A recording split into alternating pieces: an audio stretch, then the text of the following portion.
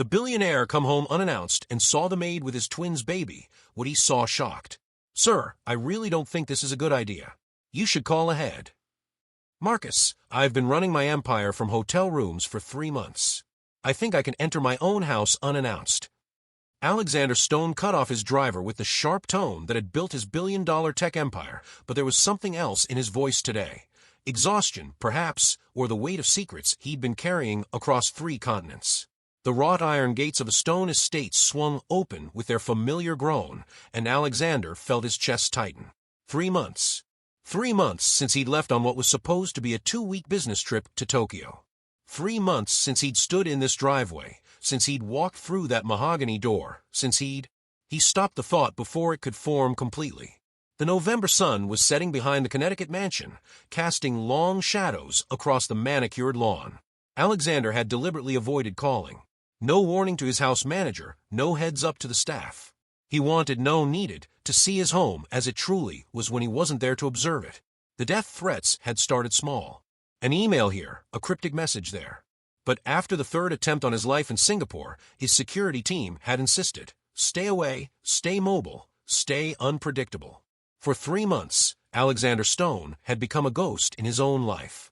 Now, watching Marcus drive away per his instructions, Alexander stood alone before his own front door like stranger. He'd sent everyone away, even his ever-present security detail waited at the gates. He needed this moment of normalcy, this slice of a life he'd been forced to abandon. The key turned smoothly in the lock. Of course it did. Everything in Alexander's life worked smoothly, efficiently, perfectly. Everything except the gaping hole where his wife should have been. The foyer was exactly as he'd left it, pristine marble floors, the crystal chandelier his late mother had insisted upon, the faint scent of lemon polish. But there was something else. Something that didn't belong. Music. Soft, lilting, coming from deeper in-house. And voices. Not the clipped, professional tones of his household staff, but something warmer. Richer. A woman's voice singing. Alexander moved through his own home like an intruder, his Italian leather shoes soundless on the Persian runners. The singing grew louder as he approached the conservatory, the glass-walled room that overlooked the gardens, the room where his wife used to spend her mornings with her tea and her silence. He stopped at the doorway, and his heart forgot how to beat. There, in the golden light of the setting sun streaming through the floor-to-ceiling windows, was Rosa. Rosa Martinez, the young maid he'd hired just before his departure. The quiet 26-year-old with eyes like warm honey and a recommendation letter so glowing he'd barely glanced at it before signing her contract.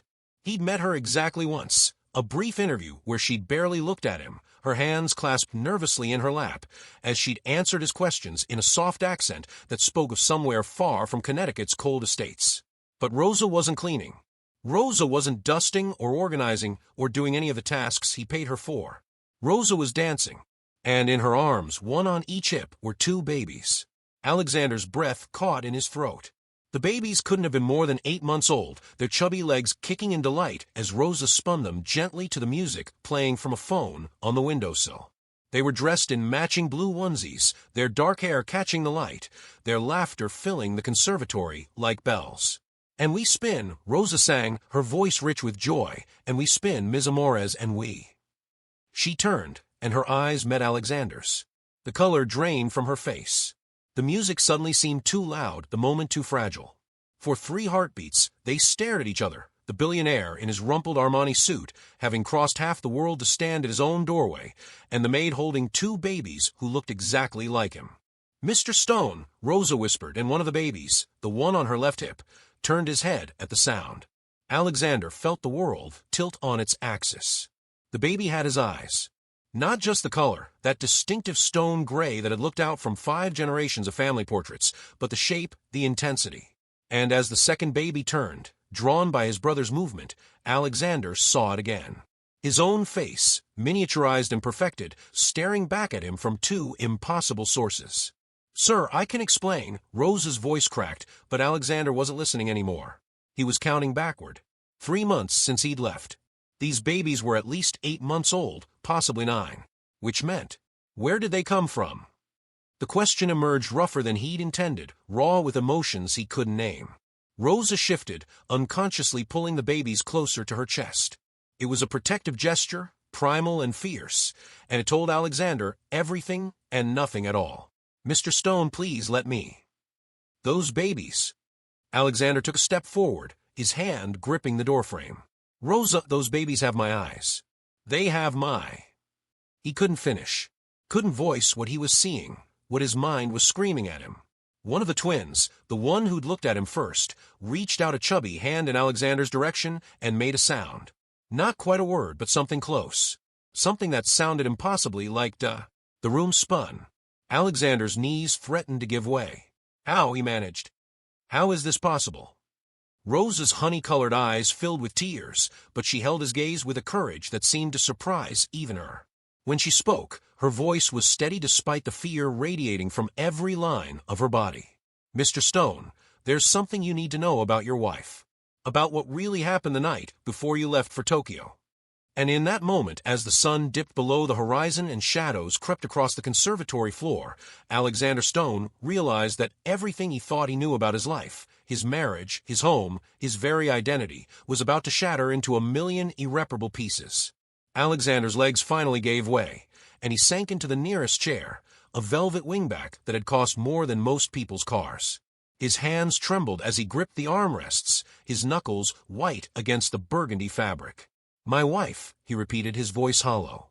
"Catherine." Rosa nodded slowly, adjusting her hold on the twins who had grown quiet, as if sensing the gravity of the moment. The baby who'd reached for Alexander now had his thumb in his mouth, watching this stranger with solemn gray eyes. "Mr. Stone, your wife. Mrs. Catherine." Rosa paused, seeming to gather courage from some deep well within herself. "She came to me 10 months ago. Before you hired me. Before any of this." "That's impossible. I hired you through the Sterling agency. They vetted you, sent me your references." References she provided. Rosa's words fell like stones into still water. "Mr. Stone, Mrs. Catherine found me at St. Mary's Hospital in Boston. I had just given birth. I was alone, scared, and I had nowhere to go." Alexander's mind raced, trying to piece together a puzzle whose edges kept shifting. "You gave birth to these babies?" "No." Rosa's voice was firm now, almost defiant. "That's what I'm trying to tell you. I gave birth to a stillborn daughter that night. She never took a breath, never opened her eyes. I was drowning in grief, in hospital bills I couldn't pay, facing deportation because my visa had expired, and I had no money, no family, no hope." She moved to the sofa, settling the twins beside her with practiced ease. They immediately reached for each other, their tiny hands clasping with the instinctive connection that only twins possess. Mrs. Catherine appeared like an angel. She paid my hospital bills, all of them. She arranged for an immigration lawyer, a good one. She promised me a job, a future, a chance to stay in this country legally. All I had to do was one thing. Alexander felt ice spreading through his veins. "What thing?" "Care for these babies as if they were my own. Tell everyone who asked that they were mine. Live here in this house, in the maid's quarters, and raise them in secret." Rosa's voice dropped to barely above a whisper. She said their real mother couldn't keep them, that it was complicated, dangerous even. She said she was saving them. From what? Alexander exploded from his chair, pacing now, his mind a whirlwind. "From who?" "From you, Mr. Stone." The words hung in the air like an accusation.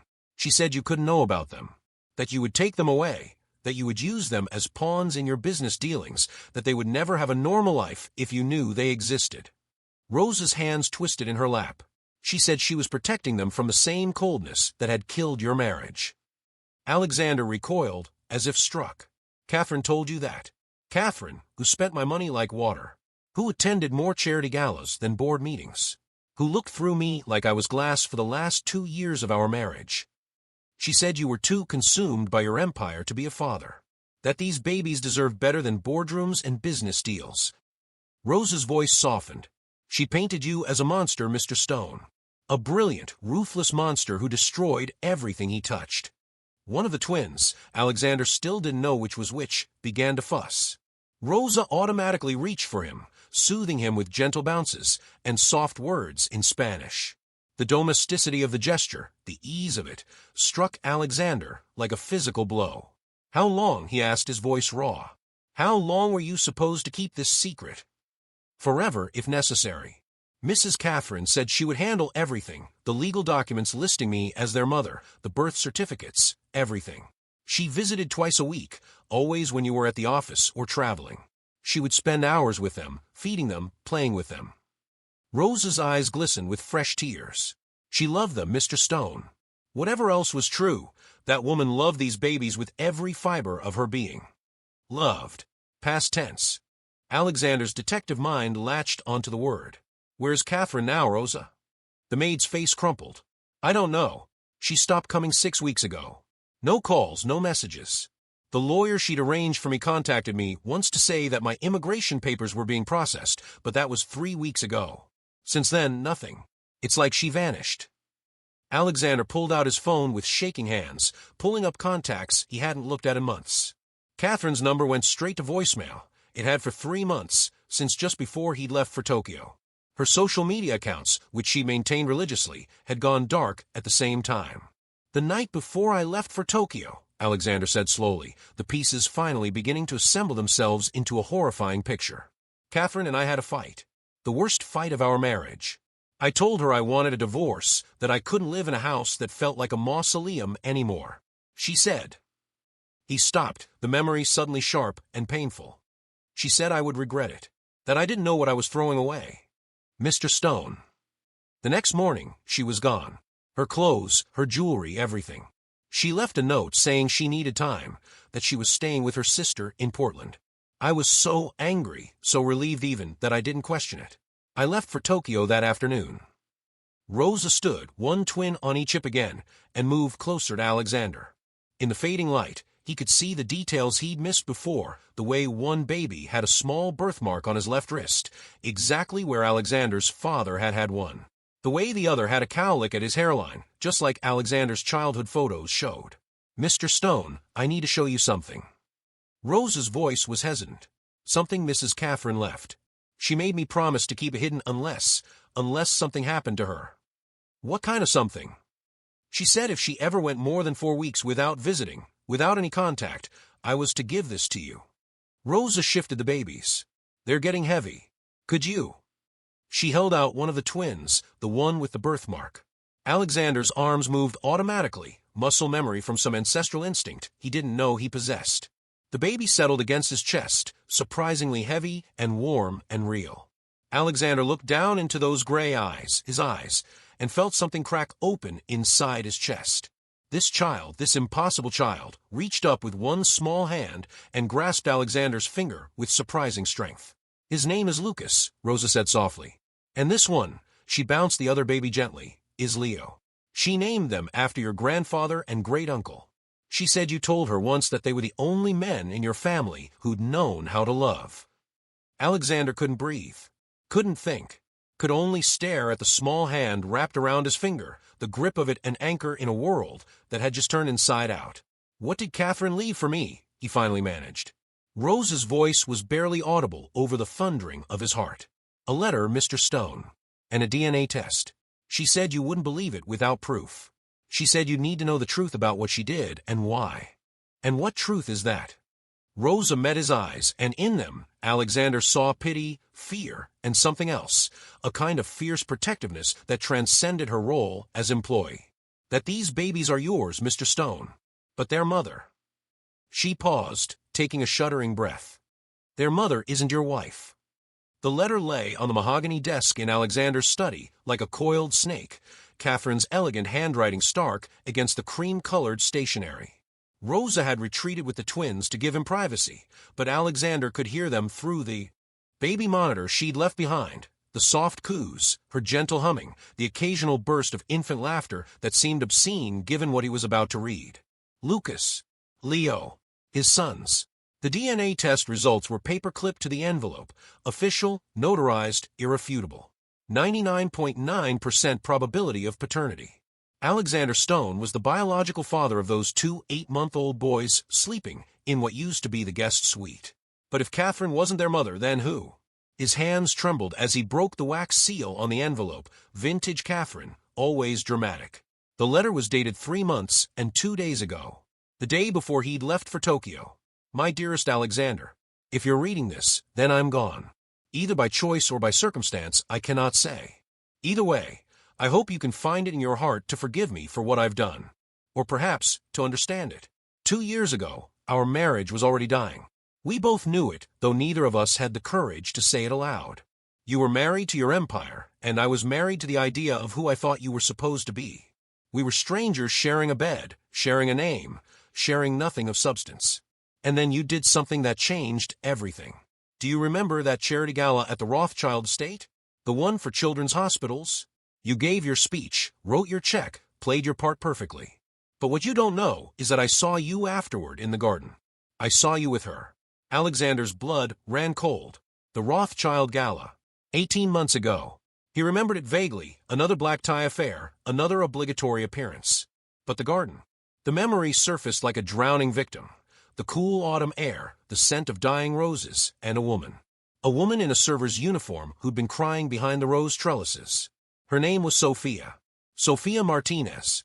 She was Rosa's cousin, though you didn't know that then, and neither did I.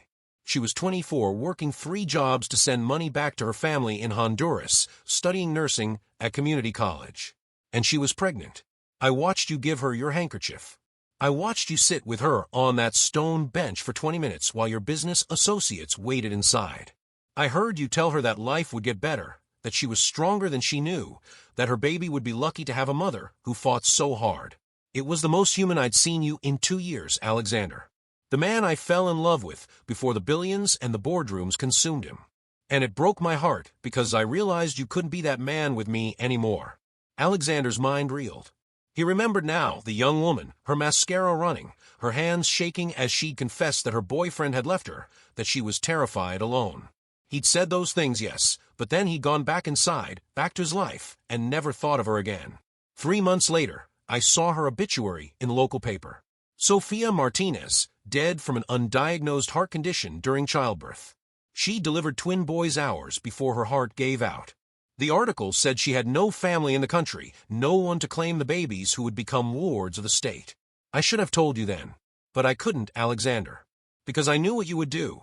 You'd write a check, set up a trust fund, arrange for a good family to adopt them, and move on. You'd do the right thing in all the wrong ways.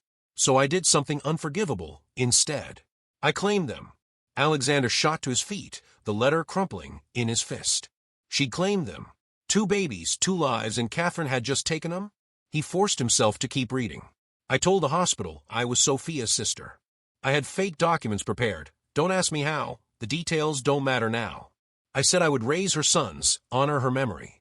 The system was so overwhelmed, so eager to find a solution that didn't involve more children in foster care, that they barely questioned it. But then came the DNA test. Standard procedure, they said, to ensure biological relationship.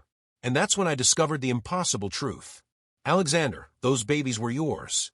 Sophia must have never known. It must have happened that night after the gala. I've pieced it together from credit card receipts, from security footage I obtained through less than legal means. You'd had too much to drink, unusual for you, but you just lost the Singapore deal, and for once, you were human enough to need the numbness. The hotel where the gala was held. Room 412. Registered to you. And Sophia's time card from that night shows she left the event, then returned 3 hours later to finish her shift. Room service delivery to 412 at 11:47 p.m. Alexander felt bile rising in his throat. He had no memory of that night beyond the gala itself. He'd woken up in his hotel room the next morning with a pounding headache and gaps in his memory, chalked it up to stress and too much bourbon, and never thought of it again. But now, I checked the DNA 3 times, Alexander. I couldn't believe it. Your sons. Not from some sordid affair, not from betrayal, but from a moment of shared human brokenness that resulted in 2 perfect, innocent lives. And I made a choice. I decided those boys deserve better than to be your obligation, your duty, your charitable cause. They deserve to be loved unconditionally, to have a childhood that wasn't scheduled by assistants and captured by paparazzi. They deserve the father you used to be, not the machine you'd become. So I found Rosa, Sophia's cousin, drowning in her own grief and circumstances, and I offered her a deal. A chance to honor her cousin's memory by raising Sophia's sons. I would provide everything they needed, ensure they grew up safe and loved, and when the time was right, when you were ready, I would tell you the truth. But then you said you wanted a divorce, and I realized I'd waited too long. I realized that I'd stolen something from you that I had no right to take, the chance to be their father from the beginning. Alexander's vision blurred, his chest tight with emotions he couldn't name. Rage, grief, loss, wonder. The truth is, Alexander, I don't know if I saved them or betrayed them. I don't know if I protected you or stole from you. All I know is that Lucas and Leo are innocent in all of this. They deserve a father.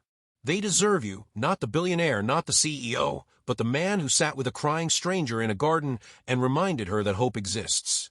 I've arranged everything. Rose's immigration papers, the trust funds for the boys, the legal documents that will prove your paternity. My lawyers have instructions to transfer everything to you if I've been gone for more than 4 weeks. By the time you read this, it will already be done. Where I'm going, I cannot tell you. Perhaps I'll find the courage to face what I've done. Perhaps I'll simply fade away, leaving behind this one good thing I tried to do in a marriage full of failures.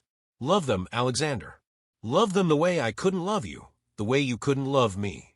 They're your second chance at the life we both lost somewhere along the way. Forgive me if you can. Forget me if you must. Forever sorry, Catherine. Alexander stood in the silence of his study, the letter falling from nerveless fingers. Through the baby monitor, he heard one of the twins, Lucas or Leo, he still couldn't tell them apart, begin to cry. Rose's voice came through, soothing, maternal, singing softly in Spanish. The same lullaby his own mother had sung to him, once upon a time, before cancer had taken her when he was 10.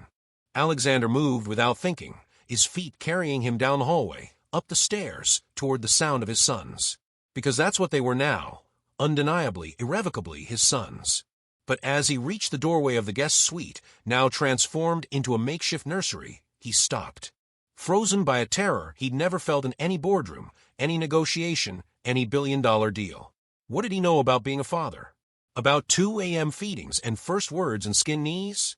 About love that wasn't transactional, that couldn't be delegated, that demanded everything and gave back only uncertainty? Rosa looked up and saw him standing there, and something in his face must have revealed his panic because her expression softened. "Mr. Stone," she said quietly, "would you like to hold your son?" Alexander stepped into the nursery, as if crossing a threshold into another world. The room that had once been decorated in sterile beiges and grays now exploded with color, primary colored alphabet blocks, a mobile of stuffed elephants rotating slowly above the cribs, tiny handprints in blue paint framed on the wall. Evidence of life, of love, of everything his mansion had lacked for years. Rosa stood beside the matching cribs, Leo cradled in her arms while Lucas gripped the bars of his crib, pulling himself up on wobbly legs. When Alexander approached, Lucas's face split into a gummy smile that hit Alexander like a freight train. "He's been working on standing for 2 weeks now," Rosa said, pride evident in her voice. "He's the more adventurous one. Leo is quieter, more observant. He watches everything, processes it all before he acts." "Like me," Alexander whispered, not meaning to say it aloud. "Yes." Rosa's voice was gentle. "Like you." Alexander reached out hesitantly, and Lucas immediately grabbed his finger again with that surprising grip. The baby babbled something incomprehensible, his gray eyes locked on Alexander's face with an intensity that seemed impossible for someone so small. "Can I?" Alexander's voice cracked. "Can I hold him?" Rosa's smile was warm despite everything, the secrets, the lies, the impossible situation they found themselves in. "Of course. Support his head, one hand under his bottom. That's it." Lucas settled against Alexander's chest as if he belonged there, as if he'd been waiting 8 months for this exact moment. He smelled like baby powder and something else, something sweet and indefinable that Alexander's brain immediately labeled as mine. "Mr. Stone," Rosa began, but Alexander cut her off. "Alexander, please. I think given the circumstances, we're past formalities." Rosa nodded, settling into the rocking chair with Leo, who had drifted back to sleep against her shoulder. "Alexander, then, you need to know, I never wanted to deceive you. When Mrs. Catherine first approached me, I was desperate. My visa, my daughter's death, the bills, I would have agreed to anything. But these boys..." Her voice thickened with emotion. "They saved me as much as Mrs. Catherine saved them." "Tell me about them," Alexander said suddenly, sinking into the chair beside the window, Lucas still clutched against his chest. "Tell me everything. Their first smile, their first laugh, what they like, what they hate. I've missed 8 months of their lives. Give me back whatever you can." So Rosa talked. She told him how Lucas had smiled first, at 6 weeks, a huge grin that transformed his entire face. How Leo had been colicky for the first 3 months, only settling when she walked him around the conservatory, humming the same lullaby over and over.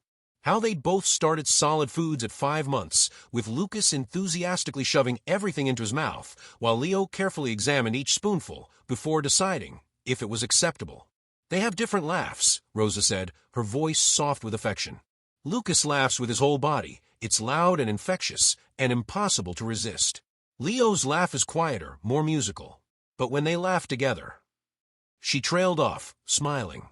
It's the most beautiful sound in the world. Alexander felt each detail like a physical blow. 8 months of milestones, of firsts, of moments he could never reclaim. Catherine had stolen that from him, yes, but hadn't she been trying to protect them? Protect him? Or had it been about control? About punishing him for the death of their marriage? There's something else you need to know, Rosa said, her voice dropping. About Mrs. Catherine's disappearance. Alexander's head snapped up. What about it? The last time she visited, 6 weeks ago, she seemed frightened. She kept looking over her shoulder, checking her phone. She said something strange to me. Rosa's brow furrowed. She said, if anything happens to me, Rosa, you need to tell Alexander about Marcus. Marcus. Alexander's blood chilled. Marcus, my driver? I don't know. She wouldn't explain. But she gave me something else that day, made me hide it in a place you'd never think to look. Rosa glanced at the sleeping Leo in her arms. It's sewn into the lining of Leo's baby blanket, the blue one with the stars. Alexander stood carefully, not wanting to wake Lucas, and retrieved the blanket from a nearby crib. His fingers found the small lump in the fabric, and he carefully picked at the stitching until a small USB drive fell into his palm. She said not to plug it into any device connected to the internet, Rosa continued. She said it was insurance, that if anything happened to her, this would explain everything. Alexander's mind raced. Marcus had been with him for 7 years, vetted by the best security firm in the country. But 7 years ago, Alexander hadn't been receiving death threats.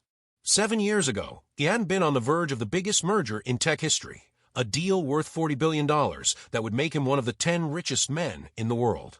A deal that had been mysteriously leaked to the press 3 months ago, tanking his stock price and nearly destroying everything he'd built.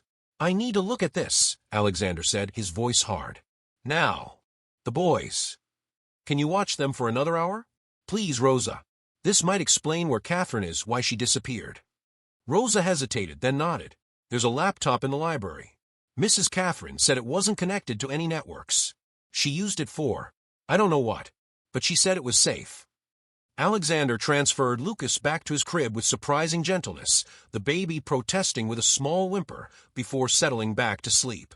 As he left the nursery, he paused at the door, looking back at Rosa and the 2 small forms in their cribs. Rosa, he said quietly, thank you for loving them when I didn't know they existed. Her eyes glistened. They're easy to love, Mr. Alexander. They're yours. The laptop was exactly where Rosa had said, hidden behind a collection of first editions in the library. Alexander booted it up, his hands steady despite the adrenaline coursing through his veins. The USB drive slid into the port with a soft click. A single folder appeared on the desktop for Alexander. Inside were hundreds of files, photos, videos, audio recordings, documents. Alexander opened the first video file, and Catherine's face filled the screen. She looked haggard, frightened, nothing like the polished socialite he'd married. Alexander, her recorded voice said, if you're watching this, then I'm either dead or disappeared, and you finally know about the twins. I'm sorry. For all of it. But you need to understand, the boys aren't the only secret I've been keeping. She glanced off camera, as if hearing something, then leaned closer to the lens. Your driver, Marcus Chun, isn't who you think he is. His real name is Marcus Zhao. He works for Titan Industries, your biggest competitor. He's been feeding them information for 18 months. Every meeting, every call, every private conversation you've had in that car. They know everything, Alexander. About the merger, about your strategies, about your vulnerabilities. Alexander's hands clenched into fists. But that's not the worst part, Catherine continued, her voice breaking. When I found out about Marcus, when I confronted him 3 weeks ago, he threatened me. He said if I told you, if I went to the authorities, he would hurt the boys. He knows about Lucas and Leo, Alexander. He followed me here one night, saw me with them. He said they'd be taken, that you'd never see them again, that accidents happen to children every day. The video shook as Catherine's hands trembled. I've been gathering evidence for weeks. Everything is here, bank transfers, recorded conversations, proof of industrial espionage. But I'm scared, Alexander. Marcus isn't working alone. There are others in your organization, people close to you. I don't know who to trust anymore. So I'm disappearing. I'm going to draw them away from the boys, away from you. And if something happens to me, at least you'll have the truth. Catherine wiped tears from her face. I know you'll hate me for what I did, keeping the boys from you. But they're the one pure thing in all of this mess. Promise me you'll protect them. Promise me they'll never know their mother died in childbirth, and their stepmother, her voice cracked, their stepmother was too much of a coward to face what she'd done. The video ended abruptly. Alexander sat in the darkness of the library, his whole world reconfiguring around this new axis. Catherine hadn't abandoned him out of spite or weakness. She'd been trying to protect their sons, his sons, from a threat she'd uncovered, a threat she'd faced alone because she didn't know who Alexander could trust. And now she was gone. His phone buzzed. A text from Marcus. Sir, checking in. Do you need me to return to the estate? I'm concerned about you being there, without security. Alexander stared at the message, rage and calculation warring in his mind. Marcus, his trusted driver, his betrayer, possibly his wife's killer. He typed back, no. I'm fine. Taking the week off. Don't disturb me unless it's an emergency. Another buzz. This time, an unknown number. We know you're home. We know you found the babies. You have 24 hours to transfer the Titan merger documents to us, or the boys disappear. Instructions to follow. Tell no one, especially not the police. We're watching. Alexander's blood turned to ice. Alexander stared at the message, his mind shifting from shock into the cold, calculating mode that had built his empire. 24 hours. They were watching the house. His sons, 8 months old, innocent, unaware, were being used as leverage in a game that had just become lethal. He couldn't go to the police. Not yet. Not when he didn't know how deep the corruption ran, or who else might be compromised. But he wasn't the helpless mark they thought he was. Alexander Stone hadn't built a billion-dollar empire by being predictable. He pulled up the security system on Catherine's isolated laptop, accessing the estate's cameras through a backdoor network he'd installed years ago, one that even his security team didn't know about. The perimeter showed nothing unusual. No suspicious vehicles, no obvious surveillance. But these people were professionals. They'd been playing him for 18 months. His phone buzzed again. Another message from the unknown number, this time with a photo attachment. Alexander's heart stopped. It was Rosa, taken through the nursery window just minutes ago, holding Leo while Lucas played with blocks on the floor. The angle was from the garden, from the old oak tree that his mother had planted when he was born. Someone was out there right now, watching his children. Beautiful family you've discovered. It would be a shame if anything happened to them. Midnight tomorrow. We'll send instructions. The merger documents for the boys. Simple exchange. Alexander's jaw clenched. They'd made their first mistake. They'd shown him exactly where they were. He moved swiftly through the mansion, his footsteps silent on the marble floors. In his private study, behind a false panel that even Catherine hadn't known about, was his real security system. Not the commercial-grade setup his security firm had installed, but military-grade equipment he'd acquired through connections most people didn't know he had. Before becoming a tech billionaire, Alexander had spent 4 years in Army intelligence. It was a part of his past he rarely acknowledged, a chapter closed when his father's sudden death had forced him home to run the family business. But the training, the instincts, the network of contacts, those had never left him. He pulled out a secure satellite phone, one that couldn't be traced or monitored, and dialed a number he hadn't called in 5 years. Ghost Protocol, a voice answered after 2 rings. No greeting, no identification. It's Stone. I need a team. Full tactical. My location. 2 hours. A pause. That's outside our usual parameters. I'll pay triple your rate. And Marcus Chun, I need everything you have on him. Real name Marcus Zhao, currently employed as my driver. Chinese national, possibly corporate espionage. 1 hour for the intel. 3 for the team. We're in Boston, and your estate isn't exactly a quick drive. Make it 2 hours for the team. I have children to protect. Another pause, longer this time. Children change things, Stone. We'll be there in 90 minutes. The line went dead. Alexander returned to the nursery, where Rosa was just finishing putting both boys down for the night. She looked up as he entered, and whatever she saw in his face made her go pale. "What's wrong?" "We need to move them. Now. Quietly." Alexander kept his voice low, controlled. "There are people watching the house. They know about Lucas and Leo. They've threatened them." Rosa's hand flew to her mouth, but to her credit, she didn't panic. Instead, she straightened, her eyes hardening with a mother's fierce protectiveness.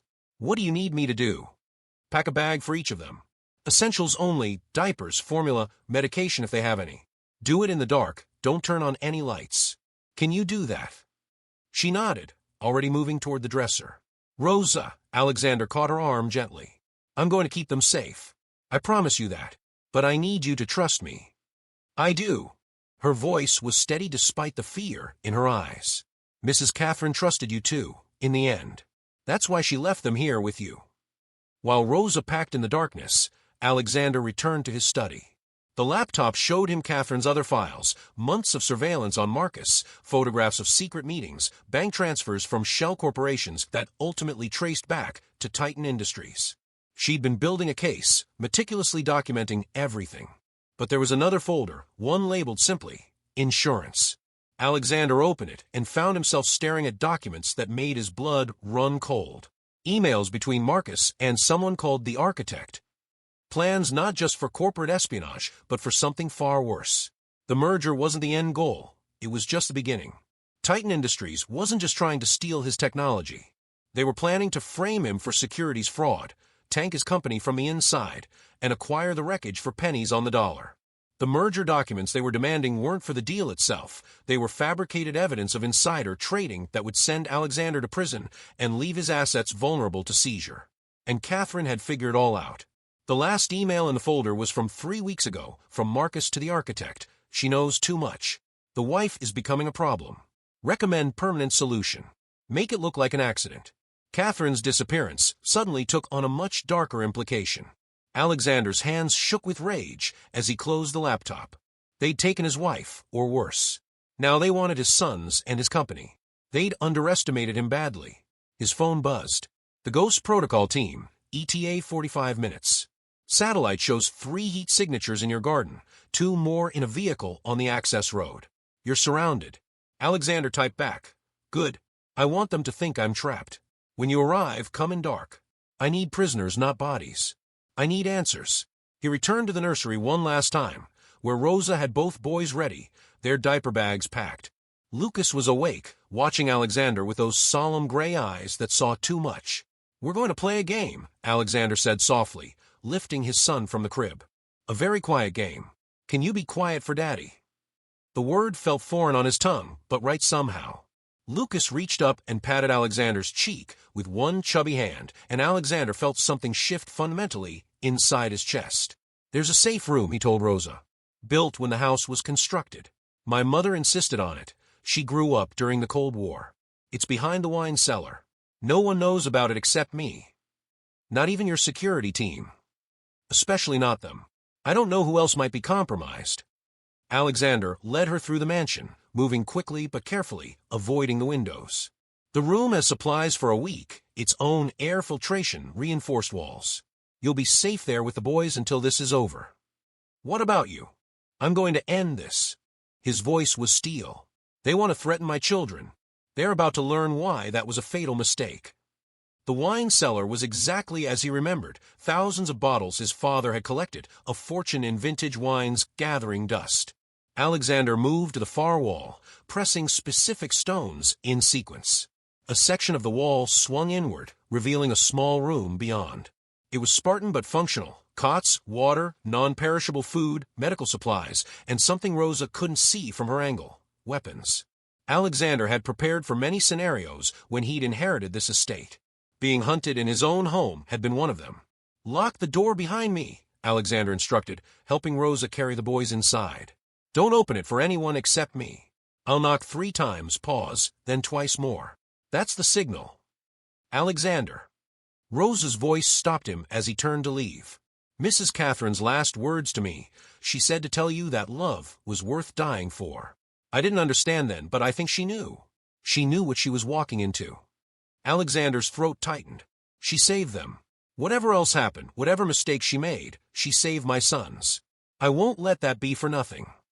He kissed each baby on the forehead, his first kiss for each of them, he realized with a pang, and then sealed Rosa and his children in the safe room. The hunter had become the hunted. But Alexander Stone had been forged in much hotter fires than this. Now it was time to remind these people why you didn't threaten a stone. The game was about to change, and Alexander intended to write the new rules in blood, if necessary. His children's safety demanded nothing less. Alexander emerged from the wine cellar into the darkness of his mansion, every sense heightened. The house that had felt like a mausoleum just hours ago now pulsed with purpose. Somewhere in the shadows, his enemies waited. They thought they held all the cards. They were wrong. He made his way to the master bedroom, moving through the familiar spaces with practiced ease. In his closet, behind rows of custom suits that cost more than most cars, was another hidden panel. This one contained the tools of his former life, night vision goggles, communication equipment, and a Glock 19 he'd kept maintained despite never expecting to need again. The weight of the weapon in his hand brought back muscle memory from another lifetime. Captain Alexander Stone, Army Intelligence, specialized in counterespionage and tactical operations. That man had been buried under years of boardrooms and quarterly earnings reports. Tonight, he was resurrected. His earpiece crackled. "Stone, this is Ghost One. We're in position on your southern perimeter. 3 hostiles confirmed in the garden, 2 in a black SUV on the access road. Recommend we extract you and your family immediately." "Negative," Alexander whispered. "My family is secure. I want prisoners. Start with the garden crew. Non-lethal takedowns.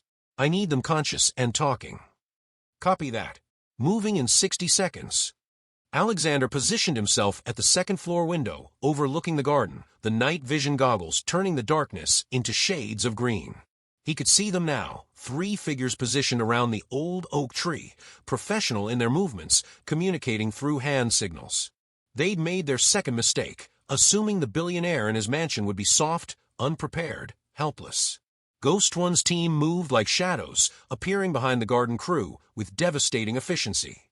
In less than 30 seconds, all 3 hostiles were zip-tied and gagged, dragged into the gardener's shed that Alexander had designated as a temporary holding area. Garden clear. Moving on the vehicle. Wait. Alexander had spotted something through the goggles. A 4th heat signature, this one inside the house. Someone had breached his home while his attention was on the garden. "We have an inside hostile. 2nd floor, east wing. I'm moving to intercept." "Negative, Stone. Let us." Alexander was already moving, the Glock leading the way. The intruder was heading toward the nursery, toward where his children should have been. Rage flared in his chest, cold and focused. He rounded the corner as the figure reached for the nursery door. "Don't move." The intruder froze. Slowly, hands raised, the figure turned. Alexander's world tilted. "Hello, Alexander," Catherine said. She looked nothing like the polished woman he'd married. Her blonde hair was cropped short and dyed dark brown. She'd lost weight, her elegant clothes replaced with tactical gear. But those blue eyes were unmistakable, as was the Sig Sauer pistol holstered at her hip. "You're alive." Alexander's voice was barely a whisper. "Disappointed." There was no humor in her smile.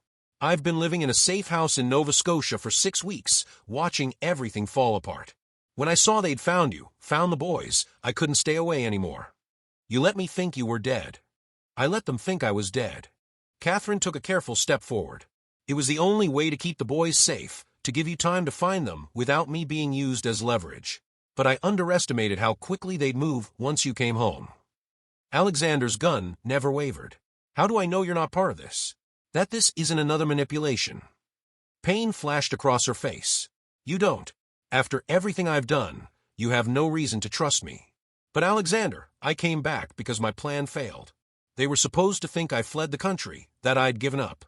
Instead, they've been hunting me. And now they're using our sons." "My sons." The correction hung in the air between them.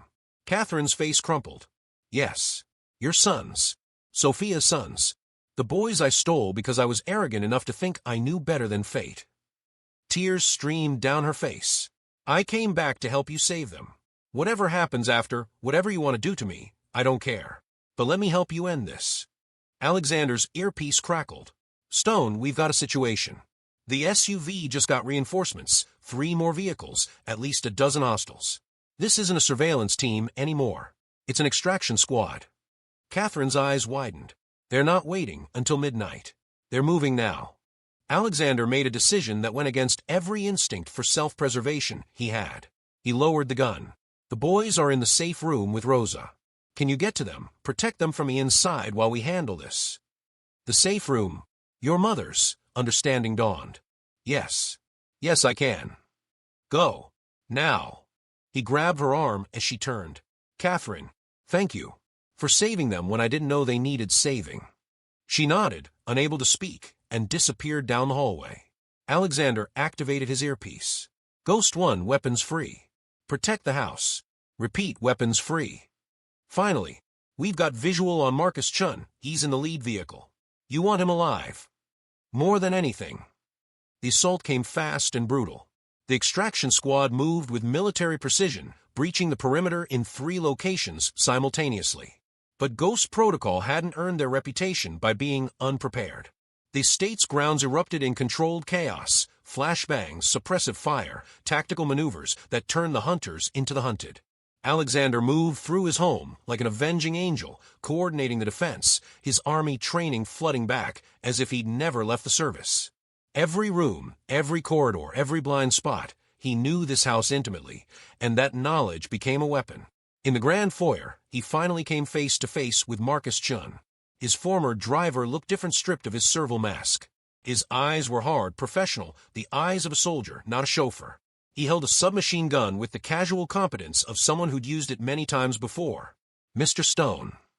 Marcus's smile was cold. You weren't supposed to be this much trouble. You weren't supposed to threaten my children. Ah, yes. The miraculous twins. Quite the shock, I imagine. We've been watching them for months, you know. Cute kids. Those eyes definitely yours. Alexander's finger tensed on the trigger. Where's the architect? Who's running this operation? You think I'd tell you? Marcus laughed. This is bigger than you know, Stone.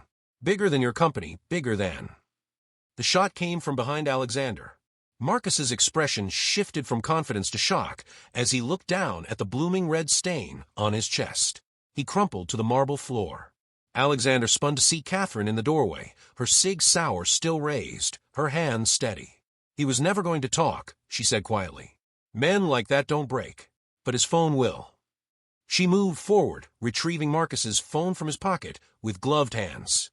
Everything is on here, contacts, messages, bank accounts. The whole network. The boys. Safe. Rosa has them locked down tight. I came back because I heard the shooting. She met his eyes. And because you needed backup. Alexander nodded slowly. Through his earpiece, Ghost 1 reported, all hostiles down or detained. We have 8 prisoners ready for interrogation. The authorities are going to have questions, Stone. Let them question. Alexander holstered his weapon. I have evidence of corporate espionage, attempted kidnapping, and conspiracy to commit murder. Marcus's phone will fill in the rest. Catherine handed him the device. The architect is in here. And Alexander, it's not who you think. He unlocked the phone, scrolling through recent messages. When he found the contact labeled architect, his blood ran cold. The number belonged to Richard Rothschild, his mentor, the man who'd taught him everything about running a corporation, who'd been like a second father after his own had died. The man whose charity gala, 18 months ago, had set all of this in motion. He wanted everything, Catherine said softly. Your company, your technology, your fortune. He's been positioning himself for years, waiting for the perfect moment to strike. When I found out about the boys, about Sophia, I started digging deeper. That's when I discovered Richard was behind all of it. Alexander felt the weight of betrayal settling on his shoulders. But underneath it, something else grew. A cold, burning determination. He miscalculated, Alexander said. He thought the boys would make me weaker. He was wrong. He turned toward the wine cellar, toward his children waiting in the safe room, toward the life he'd been given a second chance to live. They made me a father, Alexander continued. And there's nothing more dangerous than a father protecting his sons. 3 hours later, federal agents swarmed the estate. Richard Rothschild was arrested at his penthouse, the evidence from Marcus's phone irrefutable. The conspiracy unraveled quickly: corporate espionage, securities fraud, attempted murder. The case would dominate headlines for months. But Alexander wasn't thinking about headlines as he sat in the nursery, holding Lucas while Leo dozed in Catherine's arms. Rosa watched from the doorway, tears of relief streaming down her face. "What happens now?" Catherine asked quietly. "To us." Alexander looked at his sons, his miraculous, impossible sons, and then at the two women who'd protected them when he couldn't. "Now." He smiled, a real smile, perhaps the first in years. "Now we figure out how to be a family, whatever form that takes. These boys deserve that much." Lucas grabbed his finger again, that grip that had already become familiar, already essential. And Alexander knew that everything he'd built, the empire, the fortune, the carefully constructed life, had all been leading to this moment. To three people who needed him to be more than a billionaire. To being simply, powerfully a father. "Welcome home," Rosa whispered. And for the first time in longer than he could remember, Alexander Stone was exactly where he belonged.